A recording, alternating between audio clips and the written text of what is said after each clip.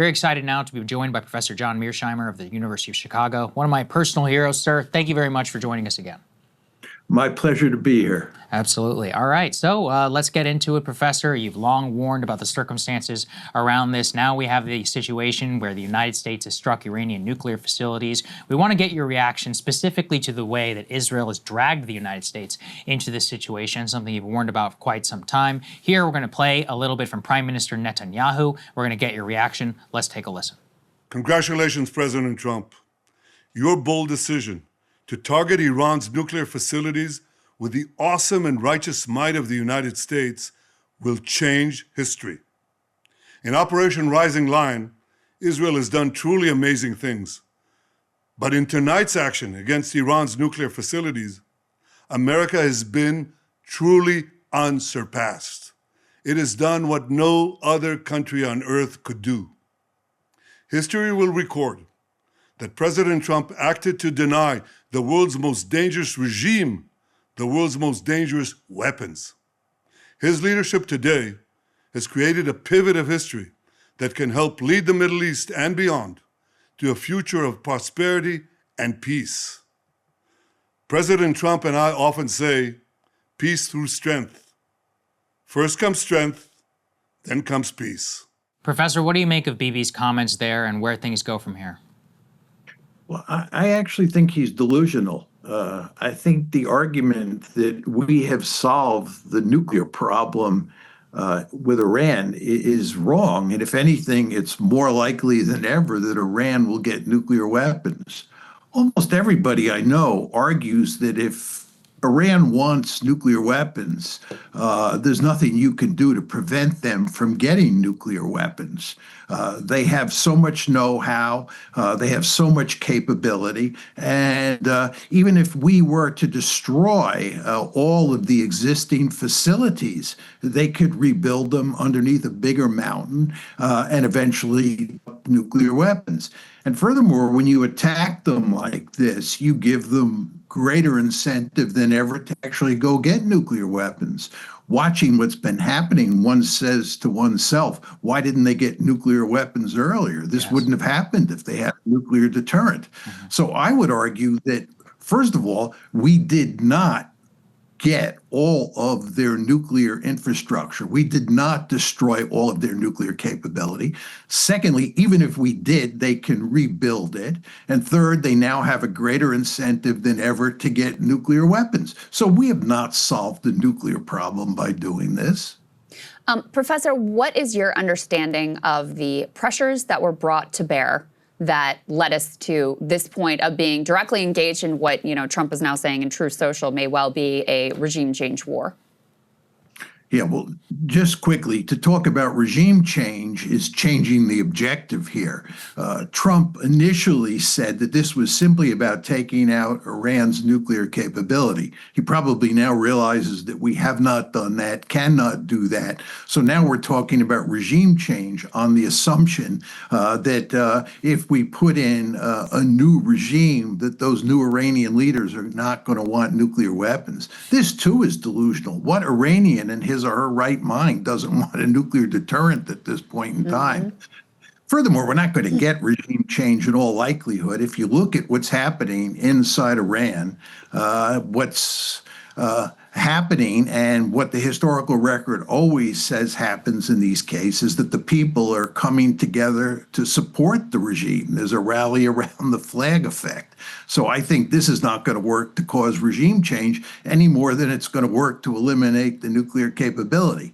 Now, with regard to your question about the influence of Israel and the lobby on the United States, the influence of the lobby in the United States is awesome. There's just no question about that. This is a war for Israel. Basically, the Israel firsters trump the American firsters. And it's hardly surprising. We've seen it many times and will undoubtedly see it many times moving forward.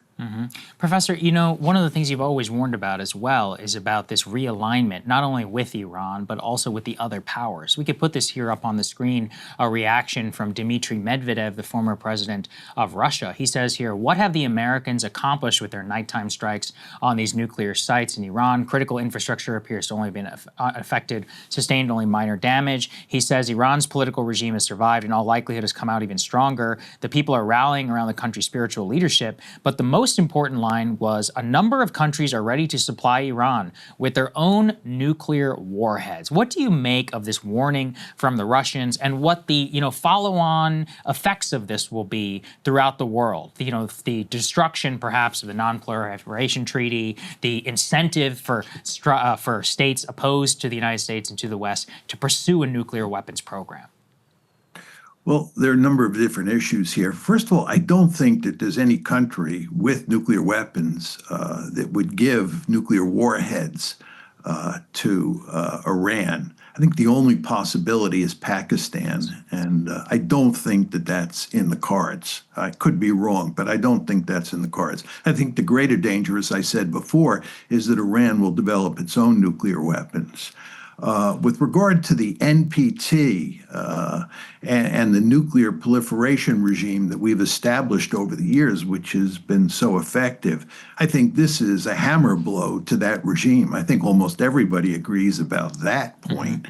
The fact is that the message from what has happened in Iran is that you should have nuclear weapons because they are the ultimate deterrent. And that's the only way you can ensure that Israel and the United States won't do a tag team attack on you.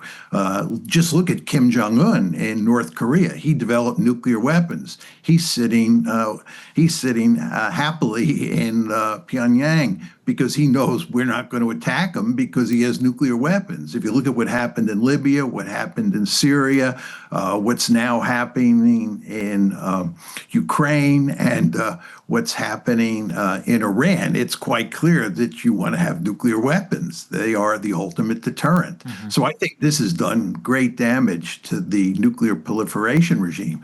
With regard to our reputation around the world, I mean, the United States is correctly seen as a rogue state. Even in East Asia today, allies like Japan and South Korea are basically condemning us for what we've done. I mean, what can you say about the United States? I mean, first of all, the duplicitous diplomacy here, and then this idea that we have the right just to run around the world attacking countries whenever we see fit. Furthermore, let's not lose sight of the fact that the United States is supporting the Israeli genocide in Gaza. This is much worse than anything that's happening to the Iranians. There's a genocide taking place. The Israelis are executing it, and we're complicitous in this.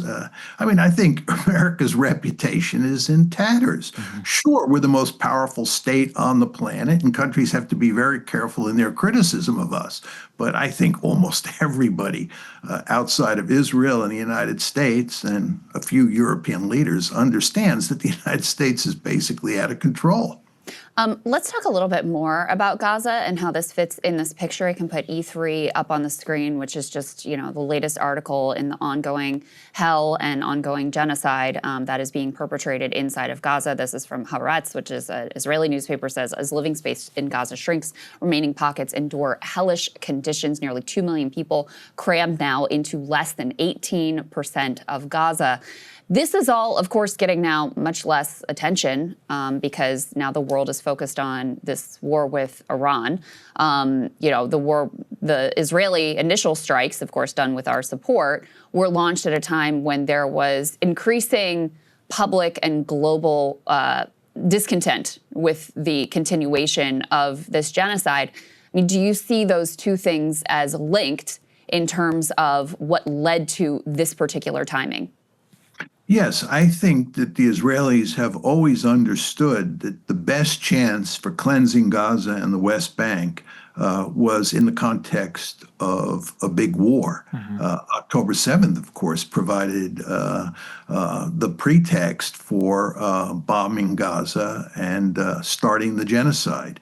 And there's no question in my mind that the Israelis understood that if they started a war against Iran, the focus would be on Iran, especially if they brought the Americans in, and that would leave them free to ramp up the genocide and possibly drive the Palestinians out of Gaza. I mean, it's very clear that that is their goal. And then the question you have to ask yourself is, given that goal, what is the best way for them to achieve that end? And it's quite clear to me that starting a major war with Iran goes a long way towards helping them cleanse Gaza. Sir, what do you think how does this fit, again, kind of returning to the global picture? We could put the next one here up on the screen, which is about this recently completed Iranian-Chinese freight line. Now, nobody's claiming, that this would be able to replace the Straits of Hormuz, but if there is a larger U.S. military intervention, what will that lead to, in terms of U.S. power that's able to project in East Asia and elsewhere, along with our reputation? What is the logical conclusion that adversarial states would want to make after further U.S. involvement here in the Middle East? Well, look, there's no question that American policymakers believe that the principal threat that the United States faces today is from China. China is widely seen as a peer competitor. And the United States has been interested in pivoting to Asia since 2011, when Hillary Clinton, who was then Secretary of State, said we're going to pivot to Asia. But we cannot pivot to Asia in any meaningful way, in large part because of the Ukraine war and what's going on in the Middle East. And if you look at all the naval and air assets that we have in the Middle East now that should be in East Asia, you see that we have greatly weakened our strategic situation in East Asia. And we are in a poor position at this point in time for purposes of containing China. This is not in our interest. And of course, this shows you what an albatross Israel is around our neck. So there's no doubt that in terms of basic American grand strategy, this is not good. And if you hypothesize a situation where we're stuck in the Middle East for, months on end, this is an even worse situation. With regard to our reputation, I think our reputation has been badly damaged. I think there's no question about that. And I think it will only get worse. And by the way, one thing we haven't talked about is what the consequences will be for Donald Trump on the home front. Trump is betting that this is sort of a one-and-done operation. We went in, we did the dirty work, we solved the problem, and now we can celebrate, have a victory parade or what have you. I don't think this is the way this one's going to play out. Yeah. I don't think the Iranians are going to roll over and play dead. I think we're probably going to have to launch further operations against Iran, military operations, that is, down the road. And there's no evidence that this one is going to be settled quickly. And as I said before, I think the Iranians, if anything, are going to get nuclear weapons, and they're going to continue down the nuclear road. And Trump is going to have egg on his face. It's not going to be a great victory. People are going to question why we did this. And so I think he's going to have problems on the home front as a result of all this. Totally agree. Professor, how do you separate out the influence of the Israel lobby and the genuine ideological belief among many American elite political leaders that endless support for Israel does directly serve, the interest of American empire? Like, for example, I think Joe Biden was a very sincere ideological Zionist who was ideologically committed to supporting Israel come hell or high water. How do you separate those two things out? Well, it is somewhat difficult to separate them out, but the key point to remember is that any policymaker or any politician or aspiring politician who criticizes Israel will find out very quickly that that person has the lobby's gun sights on him or her. The lobby will go to great lengths to destroy that person's career and make sure that he or she never gets elected to office. Yeah. will figure this out very quickly. And they also understand that if you support Israel hook, line, and sinker, you'll get big time support from the lobby. Someone like Lindsey Graham or Tom Cotton, they benefit enormously from making arguments that the lobby finds in Israel's interest. If you're a general in the American military and you're thinking about what you're going to do after you retire, you understand full well that if you criticize Israel, it'll be very hard to find a job once you retire. And you, at the same time, you understand that if you support Israel, if you back it, and you push the American military to do things that are said to be in Israel's interest, your job prospects once you retire will be much better. I could go on and on about this. Yeah. But Israel lobby has enormous influence in the United States. There is no case in the historical record that even comes close to this. Do you Every think- time I Do you Go think ahead. that grip is loosening at all? We were just talking about the New York City mayoral race, Andrew Cuomo and Zoran Mamdani, and he's, been a supporter of BDS, calls it a genocide in Palestine. This is Zoran, and Andrew Cuomo is, very much the AIPAC-backed candidate. And I don't know who's going to win, but he's certainly giving Cuomo a run for his money. You also have a number of vocal critics in Congress who have now survived that AIPAC onslaught, people like Rashida Tlaib, people like on the right, Thomas Massie. So do you think that some of that influence is beginning to crack in this age? Well, 2 points. One is that there's no question that the lobby is in deep trouble and Israel is in deep trouble when you talk about the public at large. The word is now out, thanks to shows like yours and all sorts of other alternative media sites. The fact is that the word is out that Israel is committing a genocide, that Israel is a strategic liability, that Israel drags us into wars like this, and so forth and so on. The problem is that the Israeli lobby, or the Israel lobby, is still deadly effective at the policy level. They have a lock on American policymakers, and people like Thomas Massie and others are small in number. There are just not many people at the policy level are willing to contest the Israelis. So what has to happen here is that the public opinion has to translate into a change at the policy level. And I think the only place where that's possible is in the Democratic Party. It doesn't look like it's at all possible in the Republican Party. But if you look at the polls and you look at how young Democrats, and this includes, by the way, many young American Jews who are deeply disaffected by what's happening here for good moral and strategic reasons. But I think that's the hope. Yeah. Sir, on a personal level, I read your book in 2008, The Israel Lobby, hugely influential. I read a lot about realism and restraint, and I learned so much from you just through your pages. Is it surreal to watch the neocons again get a victory? I didn't think it would happen. I've seen the popularization of your work from that time to today. We have this broad restraint community, and I feel like it's all completely failed, just to watch it all happen again, to see Lindsey Graham, to see Fox News, Mark Levin. What is it like for you, having lived through this twice now, to watch the war drums beat, the same people who were wrong previously get to claim a victory lap? It just seems so surreal to me. Yeah, it does seem surreal. Yeah. Sometimes, as you would expect, I'm guilty of wishful thinking, and I want to believe that the lobby's power will be curbed and we will do the right thing, both strategically and morally. But it turns out very quickly that that is wishful thinking, and you realize that the lobby is as powerful as ever. And this is all to say that I think moving forward over the next couple months and even over the next couple of years, the lobby will have a lock on American policy, and they will push us to do things in the Middle East that are not in our interest. I don't see Donald Trump contesting the lobby in any meaningful way. He's a guy who likes to talk tough, but ultimately he's not very tough. And when it comes to Israel, just look at what he did in his first term and what he's done since taking office in his second term. And there is no reason to think that he's going to contest Israel in any meaningful way. Yeah. Professor, my last question for you here is, under the Obama administration, the Israel lobby did take one significant blow, which was the successful negotiation of the JCPOA.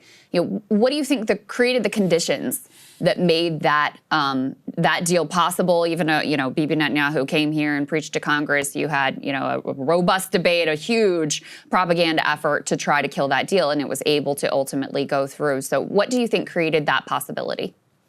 Well, I think that Obama fully understood that the lobby was powerful, but nevertheless, its policies were not good for the United States. I think he understood that Israel is an albatross around their neck. He would never say that publicly, but I'm fully confident that he understood that, and he understood that getting a deal with Iran made sense. And he worked overtime to fashion a deal, and he had the benefit that he had a number of European countries, the French, the British, and the Germans, plus the Russians, plus the Chinese on his side. And he was able to barely push through the JCPOA, the nuclear agreement with Iran. Mm-hmm. He took tremendous heat along the way from the Israelis and from the lobby. And then when Trump came to power in 2017, January 2017, he made it clear that he was going to do away with the JCPOA. And of course, in 2018, the summer of 2018, he walked away from it. And then you want to remember that when we started dealing with this issue again, when the Trump administration started dealing with this issue again a few months ago, Steve Witkoff and Trump himself were talking about working out a deal that looked like the JCPOA. Mm-hmm. The lobby then moved in, unsurprisingly, and the lobby made it clear to Witkoff and to Trump that there was not going to be a deal like the JCPOA. And Witkoff and Trump both did 180-degree turns, said the Iranians cannot have any nuclear enrichment at all, which was allowed in the original JCPOA. And the Iranians said that was unacceptable. And here we are today. So what is the bottom line? The bottom line is that common sense won a victory during the Obama period. But that was quickly overturned. That victory was quickly overturned by Trump. And then it looked like Trump might win a victory for common sense this time, and it was quickly overturned by the lobby. Yeah. So you see the power of the lobby at every turn. It's almost impossible for a president to have any maneuver room when it comes to dealing with issues that are dear to Israel's heart. There you go. Well, sir, thank you very much for joining us. We always appreciate your voice, and we hope to see you again soon. Thank you very much. Thank you, Professor. You're welcome.